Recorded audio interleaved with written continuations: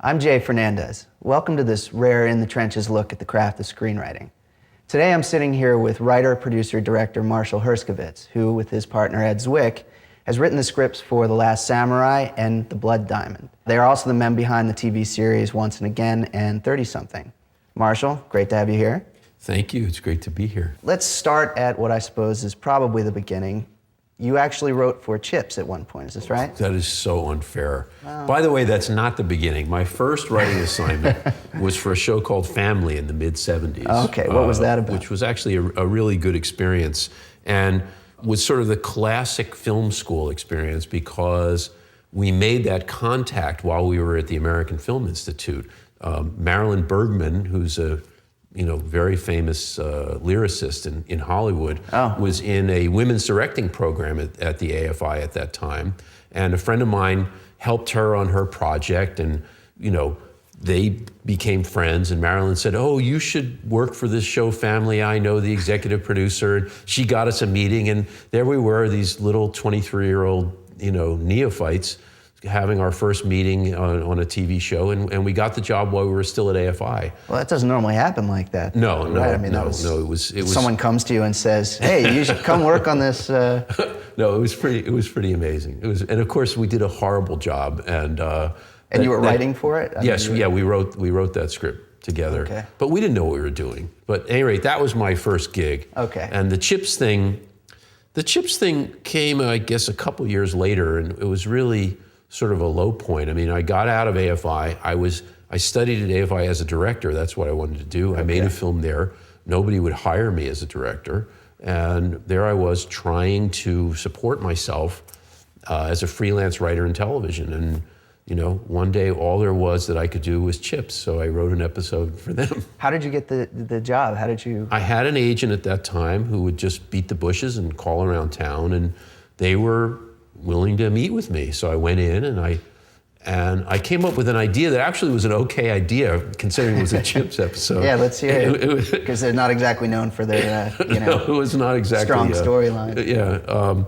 No, this was about an old Indian who felt that his grandson was being co-opted by the modern ways, and so he had taken his grandson away from the family and taken him into Griffith Park, and they were living sort of off the land in Griffith Park so he could teach his grandson the old ways. And it was fun. Wow, that sounds pretty deep. Yeah. Very deep.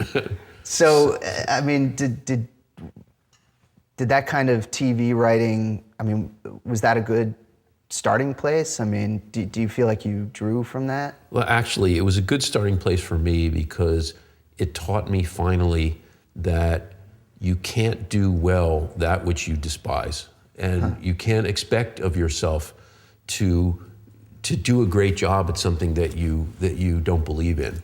And there was a moment finally in, I hate to say the year 1981, when I had been doing this for 3 or 4 years, when I said, I'm not gonna write another episodic show because I'm not even good at it. It's not my voice. I'm gonna do what I want to do, and I will either succeed or fail in this business on my own terms. And that was a turning point in my life because I had to somehow find the courage to think that and then put it into action. And so what I did was I sat down with Ed Zwick and we mapped out a feature script, a feature story, and then I went and wrote it in my voice, the way I felt it should be written. And the interesting thing is that script has never been sold. It's come close to being made, I think, 4 times, and yet it's responsible for everything that followed in my career. And it really was just a great moment for me when I said, okay, this is who I am. It must have been scary too, though. Because you were getting a paycheck doing the episodic stuff, right? Yeah, it was very scary. How old were you? Were you at a point where you were young enough to do that kind of crazy shit? No, I was 29 years old. Oh, wow. And it was very scary. It was very scary, but it was also liberating in a funny way. There are these moments in life where somehow when you realize that you are responsible for yourself, and that if you don't solve the problem, bad things are going to happen. That finally, even though we live in the modern world, the primitive conditions that we evolved in still in some way are at play, that you still have to make your life happen. No one's going to do it for you. There's something really liberating when you really accept that reality. Well, especially when it pays off. Yeah. But even before it did, by the way, I felt great. I actually felt this real sense of ease within myself. I just accepted that if this didn't work, I'd have to go and do something else. Where did you get your plot lines from when you were in those early years? Oh, Lord. I mean, the thing is... Take the Indian one. Do you remember the inspiration for that one? I have no idea where that came from. You saw the commercial where he sees the trash on the ground. I hope not. I hope not. No, the truth is that I came into the film business loving epic stories. That's what I wanted to do. When I was in college, I majored in Old English, and I was reading all these medieval epics. Well, like what? Beowulf, Sir Gawain and the Green Knight, and a lot of Anglo-Saxon poetry and all sorts of things. And I realized I was making movies of them in my head, and all I ever wanted to do was make period pieces, make epic films. So the plots that come to me tend to be epic plots. They tend to be big stories. And that's not all that I've done in my career. And there's really been this sort of bifurcation in terms of sort of what bubbles out of me, which usually doesn't even get made. And then there's the stuff that I've done as part of the culture in Hollywood, which is to say, how do you succeed in television? You do this or that, or this is the assignment you get, or this is the book somebody gives you. And I've applied myself to those things, but they haven't always represented what were my deepest aspirations. Well, but you've also been very successful in the episodic format. I mean, well, what we did, it's funny, I walked away from episodic when I was a freelance and started writing movies and then became a producer. Ed Zwick and I did a film called Special Bulletin in 1983 that kind of put us on the map. It was a TV film? Yeah, TV film. It was done as if it was a live news broadcast. It was done on tape, and it was an incredible experience. It was actually pretty wild because it provoked a whole crisis at NBC because the news department didn't want them to air it because they were afraid people would think it was really happening, and they were afraid that people would think... Orson Welles' It was kind of like that. It was basically a story about a group of nuclear terrorists in Charleston, South Carolina, who were claiming that they had a nuclear device on board a tugboat, and they were going to detonate this device unless the United States disarmed all of the nuclear warheads in the Charleston area. Charleston's a huge staging area for the Air Force and the Navy, and there are a lot of nuclear weapons in Charleston. So this story unfolded as if it was literally being broken into, the regular program was being broken into by the news department and telling you of these things happening. What a great gimmick. I mean, that's... it was so much fun. No wonder they bought it. We had a great time. And then we blew up Charleston at the end of it. Oh, you did? Yeah, pretty primitive special effects. But the idea of this was to try to talk about the proliferation of nuclear weapons. This was in the beginning of the Reagan administration, and he was escalating the arms race, and people were not talking about it. It was highly political what we were doing. So at any rate, this is, I kind of got distracted into this, but we did this film, and it put me on the map as a writer, and it turned me into a producer. And then I got all these deals around town to write features and TV movies, and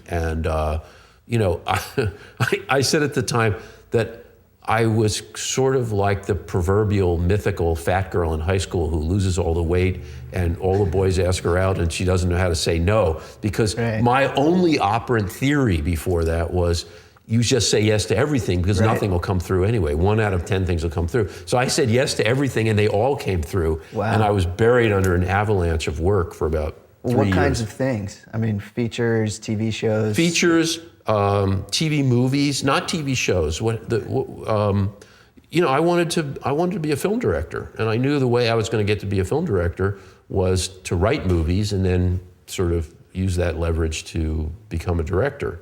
And I did have some kind of a blind directing deal at that point if I wrote a script or something, but nothing was like coming a first through. look deal somewhere? Or? No, I think if I remember correctly, Jeff Sagansky, who was a guy that I knew from television, had just taken over TriStar. He was running TriStar. And I think he offered me a deal that if I wrote a screenplay, then the next one I did, I could direct there. Oh. But that never took place. Yeah, no, of course not. Of course not. But he was the first guy that sort of took me seriously as a director. So I appreciated that. Yeah. But during this period, we got offered a TV deal by MGM Television. And as I said, I was trying to work my way through this mountain of stuff that I had committed myself to. Right. And I liked the idea of this TV deal because what they said was, we're going to guarantee you X amount every year. And you don't have to do anything. All you're obligated to do is to try to sell a television series. You can do TV movies, you can do miniseries, whatever you want to do. You have to try to sell a television series. That was our only responsibility in this. Interesting. So what I smelled was that I could get paid for probably about a year and not have to do anything. And I thought, well, this is a good thing. So, you mean take their money and do all the other projects you've already committed to? You know, and put a second story on my house and all that Right. stuff. So we took the deal at MGM, and we did a TV movie that was something I was very proud of that I wrote, and What was we that? thought of some other. It was called Extreme Close-Up, and it was about a kid. And remember, this is 1985. This was a kid who had become addicted to his home video camera, and he was videoing his whole life. And what you saw was the unraveling of his family and himself in the midst of these videos. Again, wow, you guys were way ahead of the curve on that. Well, we have a fascination with different ways of telling stories. You know, so the video became not just a vehicle for how to tell a story, but in some way part of the story. That it was part of his, his mental breakdown, as it were. No, I thought it was a very good piece of work. I was very, very proud of it. When you moved from TV to film writing, I Yes. mean, what was that process like to write long form all of a sudden? Well, long form is harder because there's more story. Right. It's just more things have to happen. Right. I You have mean, to do fill you up the remember what it was pages. like at that time to try to it's very suddenly hard. you're thinking of writing a 90-page script? It's really hard. It's very hard. It's working out story, especially when you're by yourself. When you do with another person, it's one thing. When you're by yourself, for me, it means weeks of just sitting there, in front of a computer, just kind of noodling with, well, what if this, then this, but then about that, and it's like being lost in the woods somewhere. It is a very scary process. If you're really trying to do good work and you're trying not to take the easy path at any given moment in terms of storytelling, trying not to do what is the stereotypical thing, or what's the expected thing, or what reminds me of that movie, but what is organic to what the story is you're trying to tell, it's really hard. Did you start with the thematic then, or the plot, or let's take that first script that you tried to write? It's Where were you starting with that? well, that's a really good question. I think that for me, it's funny, I've never tried to articulate this before, that for me, there is this constant push-pull between the thematic and the structural. And by structural, that usually means character, which is to say, structure comes from behavior. One piece of behavior leads to another piece of behavior, which leads to a reaction, which is another piece of behavior.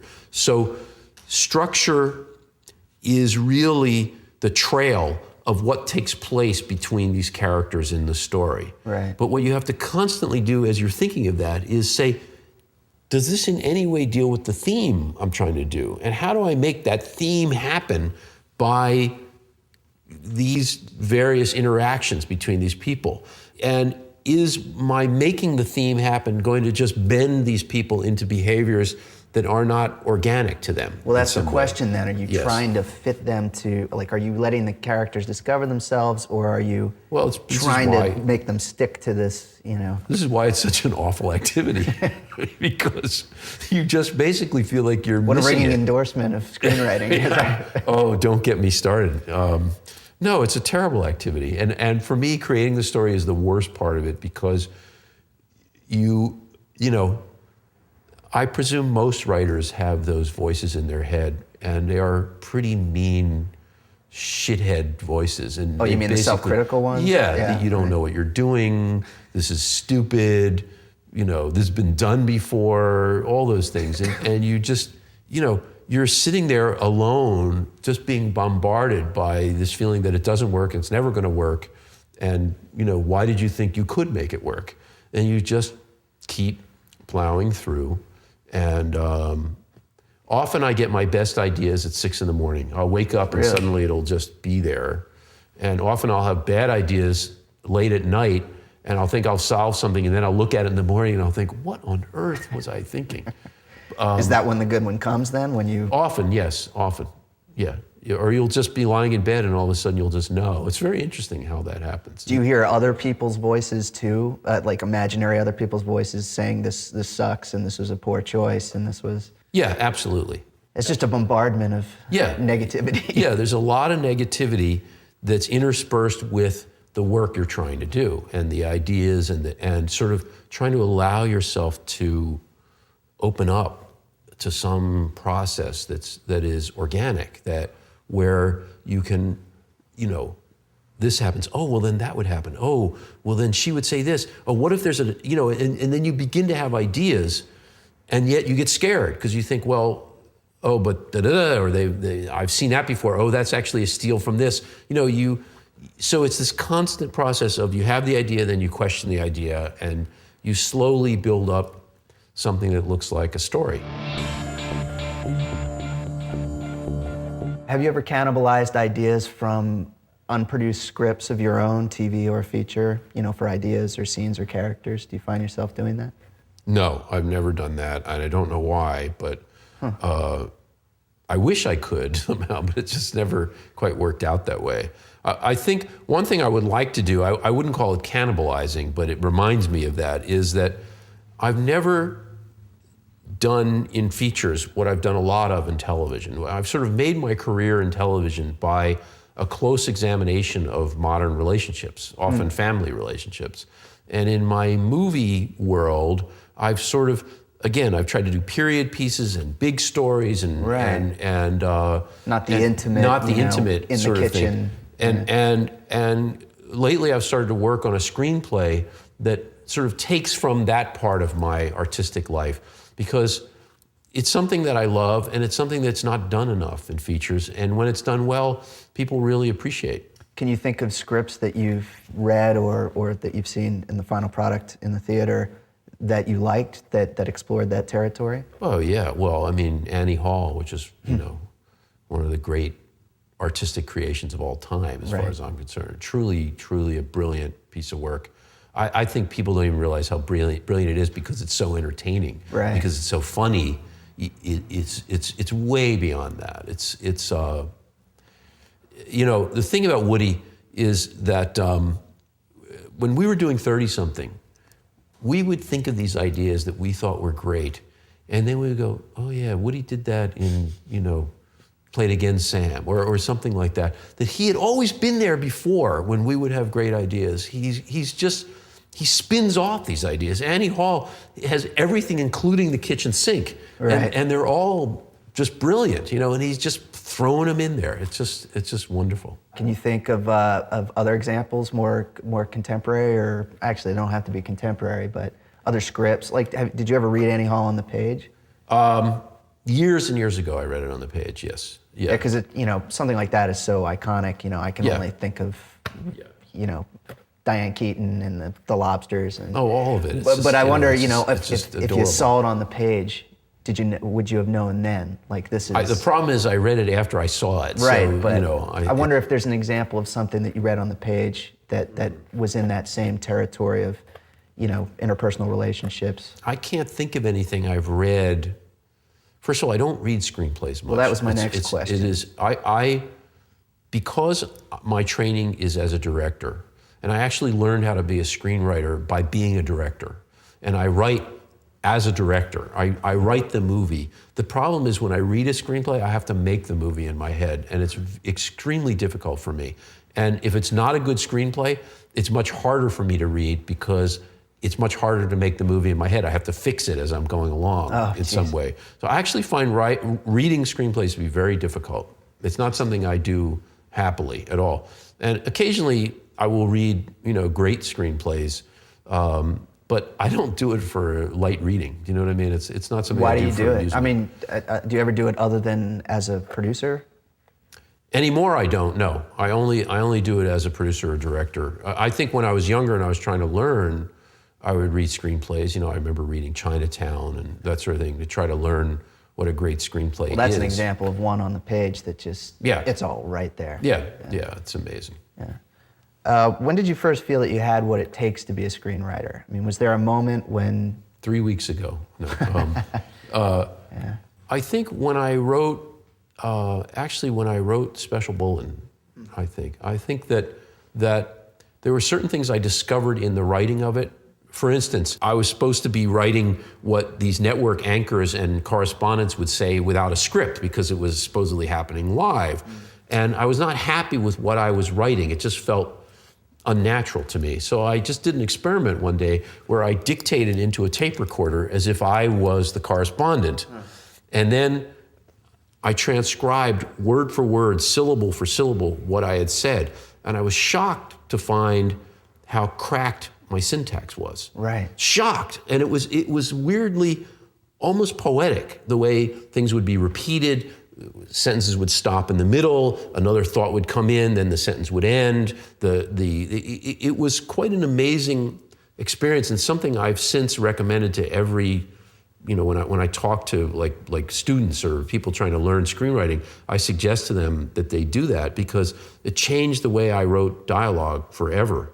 When I really saw how I was speaking, it just opened a door for me. Yeah, it's a fascinating exercise. I mean, have you done variations on that ever since, or only in certain circumstances, or I think only when you're stuck, or? No, I think what I did then was, it's like I remember a teacher when I was in high school, an art teacher, trying to help me to see differently, help me to see like negative space, like what's around the arm as opposed to the arm itself, that sort of thing. And it's like once you open your eyes to seeing things in a different way, you tend not to lose it. So my ear for dialogue and for how people speak or turns of phrase or just what the structure of that speech is was sort of changed at that moment. So it wasn't like I had to keep doing it over and over again. So you actually hear differently now. Like you're seeing things at a cocktail party through that filter then. Yeah, that's right. What most prepared you to be a screenwriter? Being a neurotic Jew. No, I think that I felt very alienated as a child. I was an observer. I was certainly involved in my life, and there were lots of things I liked to do, but there was some fundamental way in which some part of me was watching what was going on. I think there was a way in which whatever disconnection I felt from the world around me led me to writing. I know the first thing I wrote was, I think, in 8th grade. It was a little short story about a spy, and I still remember that I knew that I understood something. In other words, what I wrote was about the tension in the room when this guy was doing surveillance on someone, and there was actually an almost cinematic feel to what was going on. And even at 13 or 14 years old, I knew I could do it. It was very interesting. Really? I just That's knew. wild.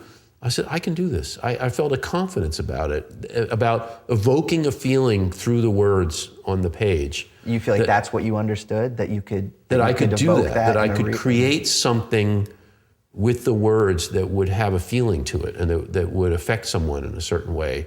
And what amazes me now as I look back on it is that I was quite certain of that. I don't know why. Yeah, that does seem pretty incredible for a 13-year-old. Yeah, I just felt that I had sort of accomplished what I set out to do. I had a feeling in my head, and the words on the page got that feeling across.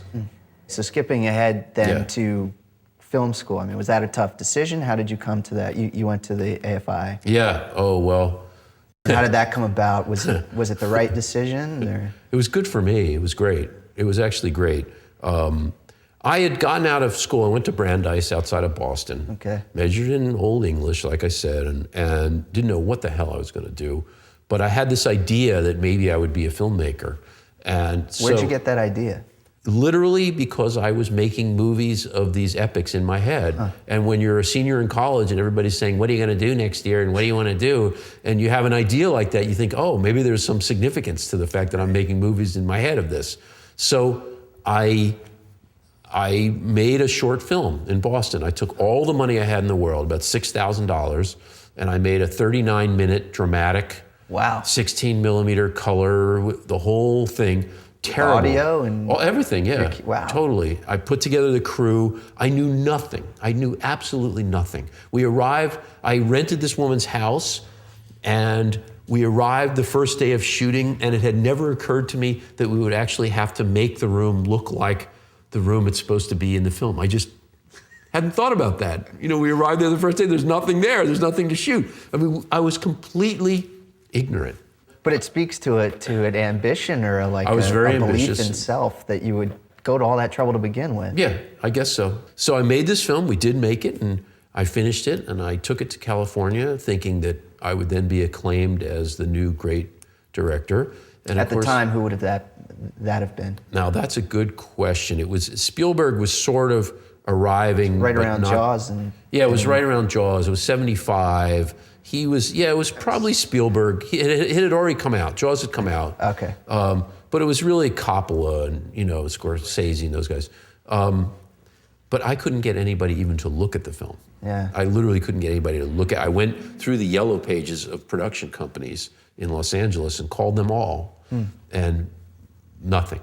And at that point, I had heard about this film school where the students ran around in this big mansion in Beverly Hills, and they were very self-indulgent. I thought, well, that might be kind of cool. That's for you, right? For a while. So I applied, and of course they said, oh, you're too late. The deadline was 2 weeks ago. And I said, oh, please, please. And they said, oh, okay. I mean, really? It was a different world. Wow. It was well, how different. old was it then? It was only... It was very new. This was 75, and it had begun, I think, in 72? 72 or 73. Right. Yeah, so it was pretty new. But you went for directing. I went for directing, but there were screenwriting teachers there. There were directing teachers. Tell me about what parts of the program involved learning how to write. Do you remember, what you took from the program? The thing is, I learned how to write from the directing teachers there. That is unfortunately the truth, not from the writing teachers. There were two teachers of directing there at that time. Nina Foch, who was an actress in the 40s and 50s, who had become a teacher, who was a brilliant, by the way, she's still teaching, now she teaches at USC, brilliant teacher of directing. And Jan Kadar, who was a great Czech filmmaker who came over in '68 with Milos Forman and Ivan Passer and those whole group of guys. By the way, these two people despised each other. They were diametric opposites, but they were extraordinary teachers. And the things we learned about, what makes a movie, what makes acting work. And if you know what makes acting work, then you know how to write for actors. Interesting. And you know what makes a scene work. If you know how to direct a scene, then you know what's necessary in the scene if it's going to be a great scene. Therefore, as a writer, you could think, well, I have to lead to this moment, or I have to go in the other direction, until it turns at this moment, or whatever it is. I write as a filmmaker. I think of myself as a filmmaker, and I write the finished product. I'm seeing the movie in my head. I'm writing on the page, and if I have a criticism of many screenwriters, it's that they are way too wedded to the words. Words are, when I say the words, I mean the words that the characters speak. Words are the last things that people do.